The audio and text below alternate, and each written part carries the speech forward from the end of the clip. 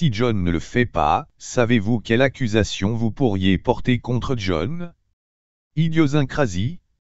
Car il n'a aucun attachement à la Bible hébraïque. On pourrait se demander, pourquoi devrions-nous penser que Jean nous dit la vérité? Ce sont toutes des informations nouvelles qui ne s'accrochent nulle part au texte sacré. Écoutez, est-ce que cela a un sens? Bien sûr que non.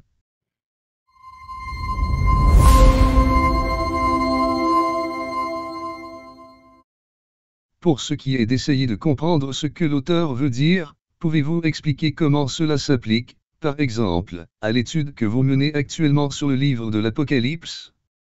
Il y a eu des débats houleux sur la raison pour laquelle le Dr Reiser fait croire que John, l'auteur de l'Apocalypse, ne rapportait pas seulement les faits de ce que Jean a vu.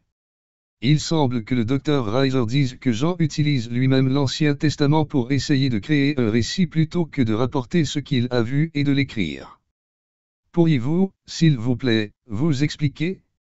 Toutes ces choses peuvent être simultanément vraies. Quand Jean a une expérience visionnaire, il ne regarde pas l'ange en disant « Attendez une minute, pendant que je vais chercher du papier et un crayon, parce que je dois m'asseoir ici, dessiner des images et écrire des choses. » Ce n'est qu'à quelques endroits, comme au début du livre, que le Seigneur lui dira d'écrire des mots spécifiques. Cela n'aurait pas beaucoup de sens, si vous avez une expérience visionnaire, d'interviewer des anges et de prendre des notes en temps réel.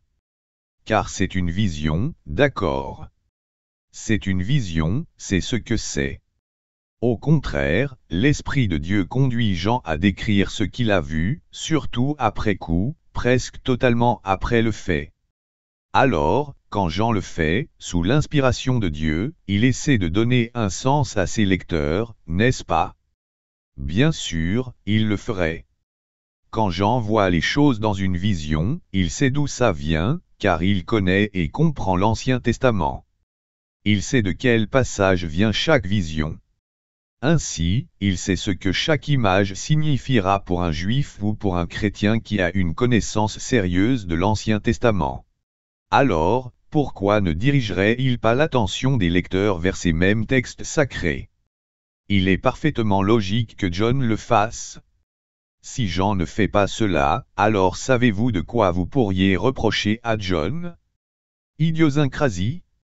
Car il n'a aucun attachement à la Bible hébraïque. On pourrait se demander, pourquoi devrions-nous penser que Jean nous dit la vérité? Ce sont toutes des informations nouvelles qui ne s'accrochent nulle part au texte sacré. Écoutez, est-ce que cela a un sens? Bien sûr que non.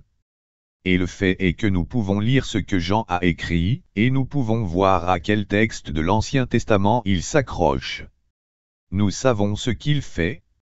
Nous savons ce que John jette dans le mélangeur et ce à quoi il veut que les gens pensent. John dit, quand je raconte cette expérience que j'ai vécue, voici ce à quoi je veux que vous pensiez. Alors, laissez-moi vous aider à l'analyser, d'accord? Voici ce que j'ai vu, cette idée, ce symbole, cette vision, peu importe. C'est là qu'il se rattache à d'autres choses que d'autres prophètes ont vues auparavant. Jean reste membre d'une communauté prophétique. On dirait que vous faites appel à l'intelligence de John et à l'attente de John que son public ait aussi de l'intelligence. Oui, John n'est pas un robot. Je le répète, nous pouvons lire les textes. Ils sont juste là devant nous. Pourquoi Jean aurait-il pris la peine de l'écrire, s'il ne voulait pas que les gens le lisent? Donc, puisqu'il l'écrit, il y a de fortes chances qu'il veuille que les gens le lisent. Ce que j'essaie de faire dans la série de podcasts sur l'Apocalypse, c'est d'aider les gens à prendre ce que Jean nous a donné et à le relier à ce que les prophètes de Dieu précédents ont vu. Jean raconte ses expériences, ses visions, sa manière de les décrire, les moyens par lesquels il les décrit, les techniques qu'il emploie pour les décrire, les reliant au message des prophètes de l'Ancien Testament. Jean veut que nous réalisions qu'il est comme ces prophètes de Dieu, ce que Dieu a amené dans sa salle du trône. Il a eu une rencontre divine qui valide sa fonction de prophète de Dieu. Jean veut que nous comprenions qu'il est l'un des prophètes et que nous voyions comment leurs messages sont tous liés. John fait plus que d'essayer d'expliquer les choses. Il essaie d'aider ceux qui lisent ses expériences. C'est bien que John fasse cela, parce que les lecteurs de John se rendent compte, waouh, cette chose que Ézéchiel avait prédite, c'est vraiment arrivé, elle s'est produite. Le prophète ne s'est pas trompé ou n'était pas un menteur, car ses paroles ont été accomplies. En d'autres termes, Jean confirme la tradition prophétique qui l'a précédé. Maintenant, pourquoi devrions-nous avoir un problème avec cela ? Quand j'ai commencé la série de podcasts sur l'Apocalypse, j'ai préparé les auditeurs en leur disant ce que je pensais de l'éschatologie. Vous savez que j'ai une vision basse des systèmes éschatologiques.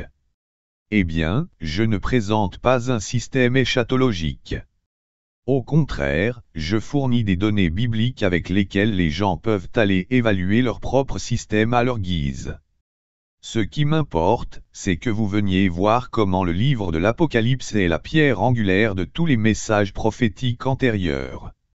Je veux que vous voyiez comment tout cela culmine en Jésus, et que vous voyiez comment Jean pense à la fin des temps par rapport à l'accomplissement du message des prophètes à travers le Christ, à travers la Christologie. C'est la méthode par laquelle nous faisons de la théologie biblique. Dans le livre de l'Apocalypse, d'une part, Jean utilise fréquemment l'Ancien Testament, mais d'autre part, il semble un peu désordonné, en supposant que vous en savez déjà beaucoup, bien que beaucoup d'entre nous aujourd'hui soient loin du niveau de connaissance biblique de Jean. Dans certains passages de l'Apocalypse, Jean puise dans 5 ou 6 passages de l'Ancien Testament et les fusionne en un seul. Il les met dans un mélangeur, appuie sur le bouton et les mélange. Et voilà. Vous savez quels étaient les ingrédients dans la recette, et vous êtes censé savoir d'où tout vient, pourquoi il les a connectés. C'est pourquoi vous devez étudier l'Apocalypse et connaître votre Bible. Pour donner un sens à l'Apocalypse, il faut du travail. Moi-même, j'adore ça.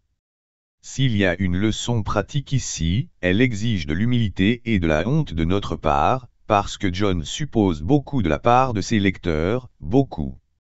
Et si nous ne sommes pas à la hauteur, cela devrait nous dire quelque chose.